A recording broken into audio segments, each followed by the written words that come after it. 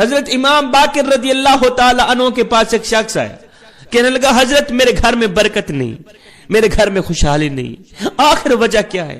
گھر میں محبت نہیں رہی، گھر میں پیار نہیں رہا، امن نہیں رہا، سکون کا جنازہ نکل گیا ہے، آخر کیا وجہ ہے؟ حضرت امام باقر رضی اللہ تعالی عنہ نے فرمایا میاں عورت کی 4 عادتیں ایسی ہیں جو گھر کو بربادی کی طرف لے جاتی، جو گھر کو تباہی کی طرف لے جاتی۔ میری ماں بہنوں بیٹیوں جو میری آواز سن رہے ہیں، امام باقر رضی اللہ تعالی عنہ کی 4 عادات دل کے کانوں سے سنیے گا، دل کے کانوں سے سن کر ایک لمحے کے لیے اپنے اندر اترنا، اپنے باطن پہ اترنا اور سوچنا کہیں یہ عادات تم میں تو نہیں پائی جاتی۔ اگر تمہارے اندر بھی یہ 4 عادات پائی جاتی ہیں تو خدا را ان گندی عادتوں کو نکال دو، ورنہ یہ عادات تمہارے گھر کو تباہ کر کے رکھ دے، تمہارے گھر کو اجاڑ کے رکھ دے گی۔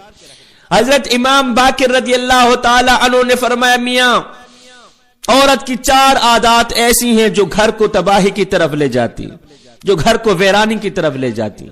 اس شخص نے کہا حضرت وہ 4 عادات کون کون سی؟ حضرت امام باقر رضی اللہ تعالی عنہ نے فرمایا پہلی عادت، عورت کی پہلی عادت جو گھر کو تباہ و برباد کر کے رکھ دیتی ہے وہ ہے بات کو بڑھا چڑھا کے کرنا، چھوٹی سی بات کو، معمولی سی بات کو بڑھا چڑھا کے کرنا، غیبت کرنا، چغلی کرنا، چھوٹی سی بات کو شوہر کے آگے بڑھا چڑھا کے کرنا۔ فرمایا چھوٹی سی بات کو بڑھا چڑھا کے کرنے والی عورت جس گھر میں بھی چلی جائے، گھر میں 4 بھائی رہتے تھے، ایک دوسرے سے محبت کرتے تھے، پیار کرتے تھے، ایک دوسرے کے دکھوں کو اپنے دکھ سمجھتے تھے، ایک دوسرے کے دردوں کو اپنے درد سمجھتے تھے، ایک دوسرے کے بخار کو اپنا بخار سمجھ کر ان کا علاج کرتے تھے، ایک دوسرے کے بازو کو اپنا بازو سمجھتے تھے، سہارا سمجھتے تھے۔ آئے بات کو بڑھا چڑھا کے کرنے والی عورت جب سے اس گھر میں داخل ہوئی بھائیوں میں پیار ختم ہو گیا، بھائیوں میں محبت ختم ہو گئی، اختلافات پائے گئے، بھائی بھائی کا دشمن بن گیا۔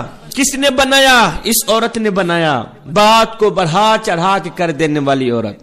وہاں کی سن کر یہاں لگانا، یہاں کی سن کر وہاں لگانا، پھر دونوں بھائیوں کو آپس میں لڑانا، پھر دونوں بھائیوں کو آپس میں جدا کر دینا۔ میری بہن یہ تجھے زیب نہیں دیتا، کیا تو حضرت انسان نہیں ہے؟ کیا تو ہوا کی بیٹی نہیں ہے؟ اگر تو بھی ایسے کام کرنے لگ گئی تو پھر میں اسلام کی مقدس شہزادی کس کو کہہ کے پکاروں گا؟ کسی بیٹی کا پردہ فاش نہ کر اس سے پہلے کہ تیرا پردہ فاش کیا جائے، کسی کی بیٹی کے اوپر تہمت نہ لگا اس سے پہلے کہ تیرے اوپر تہمت لگائی جائے، اس سے پہلے کہ تیری بیٹی کے اوپر تہمت لگائی جائے۔ کیا دوسروں کا پردہ فاش کرنا تجھے زیب دیتا ہے؟ کیا شوہر کے آگے دوسری عورتوں کی غیبت کرنا تجھے زیب دیتا ہے؟ انسان نے کوئل سے پوچھا اگر تو کالی نہ ہوتی کتنا اچھا ہوتا۔ پھر انسان نے سمندر میں بہتے پانی سے پوچھا اوئے اگر تو کھارا نہ ہوتا کتنا اچھا ہوتا۔ پھر انسان نے ایک دن گلاب کو اٹھایا، تلی پہ رکھا، پوچھنے لگا اوئے اگر تیرے اندر یہ کانٹے نہ ہوتے تو کتنا اچھا ہوتا۔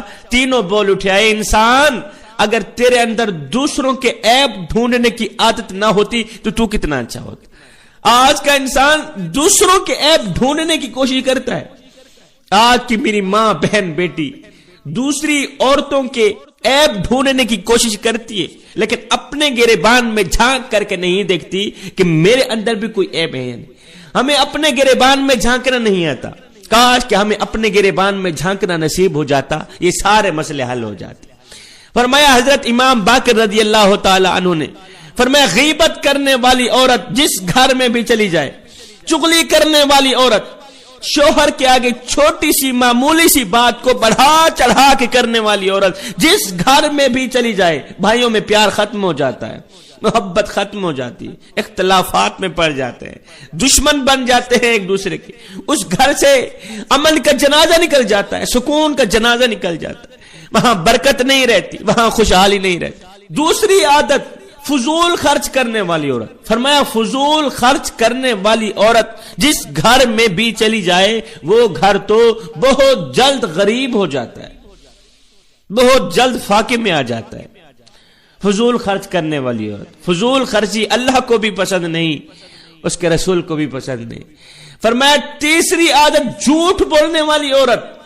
ہائے، جھوٹ بولنے والی عورت بھی جس گھر میں چلی جائے وہ گھر تباہی کا باعث بن جاتا ہے، وہ گھر جلد برباد ہو جاتا ہے. جھوٹ بولنے والی عورت کی سب سے بڑی سزا کہ اس کے سچ پر کوئی اعتماد نہیں کرتا، اس کے سچ پر کوئی یقین نہیں کرتا. فرمایا تیسری عادت جھوٹ بولنے والی عورت یہ بھی جس گھر میں چلی جائے وہ گھر جلد تباہ ہو جاتا ہے. عورت کی چوتھی گندی عادت سوچنے سے پہلے بات کرنا. سوچنے سے پہلے، ابھی سوچتی نہیں ہے کہ میں نے کیا بولنا ہے، پہلے بول دیتی ہے. حضرت شیخ سعدی رحمت اللہ تعالی علیہ فرماتے ہیں عقل مند عورت کی زبان اس کی عقل کے پیچھے ہوتی ہے، جبکہ بے وقوف عورت کی عقل اس کی زبان کے پیچھے ہوتی ہے.